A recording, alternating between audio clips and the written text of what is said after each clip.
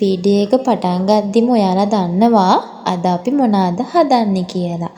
එන්න අපි අද උඳු වඩේ හදමු. ඉතින් මම මේ මුලින්ම එකතු කරගත්තේ උඳු පිටි.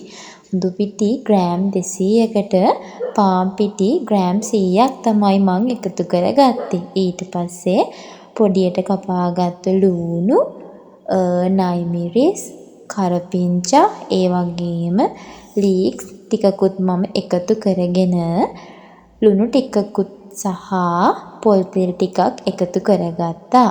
දැන් ඉතින් අපිට මේ ටික හොඳට මිශ්‍ර වෙන්න අනා ගන්න තමයි තියෙන්නේ. වතුර ඇඩ් කරගෙන අතේ ඇලෙන ප්‍රමාණයට මේ මිශ්‍රණය අනා ගන්න ඕනේ.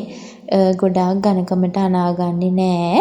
වතුර මෙහෙ විදිහට එකතු කර කර එකවරම වතුර දාගන්නත් එපා. එතකොට වතුර වැඩි වුණොත් අපේ මිශ්‍රණයේ පදම වෙනස් වෙනවා. ඒ නිසා වතුර ටික ටික ඇඩ් කර කර මේ විදිහට අතේ ඇලෙන විදිහට උඳු වඩේ මිශ්‍රණය අපි හදාගන්න ඕනේ. දැන් මම මේ මිශ්‍රණය පැයක් වගේ තියෙනවා. ඊට පස්සේ පැයකට විතර පස්සේ අපි දැන් උඳු වඩේ ටික හදාගමු.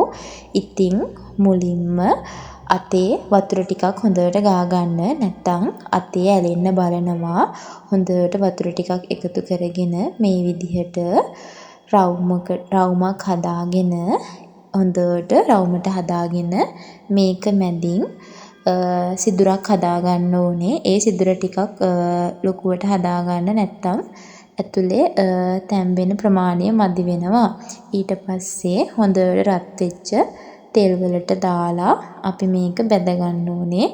ඉතින් අඩු ගින්දරේ බැද ගන්න නැත්නම් වටේ ටික විතරක් කර වෙලා මැද බැදෙන එක අඩු වෙනවා. ඉතින් මෙන්න මේ විදිහට තමයි මම අද උඳු වඩේ ටික හදාගත්තේ. ඉතින් හරිම ලේසි. ඉක්මනින්ම හවස තේ වෙලාවට අපිට හදාගන්න පුළුවන්. ඒ වගේම මේකට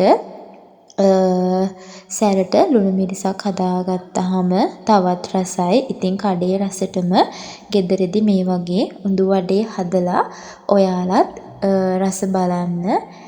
ඉතින් අද මගේ වීඩියෝ එක හොඳයි නම් channel එකත් subscribe කරලා like එකක් comment එකක් දාන්න. එහෙනම් සුබ දවසක්.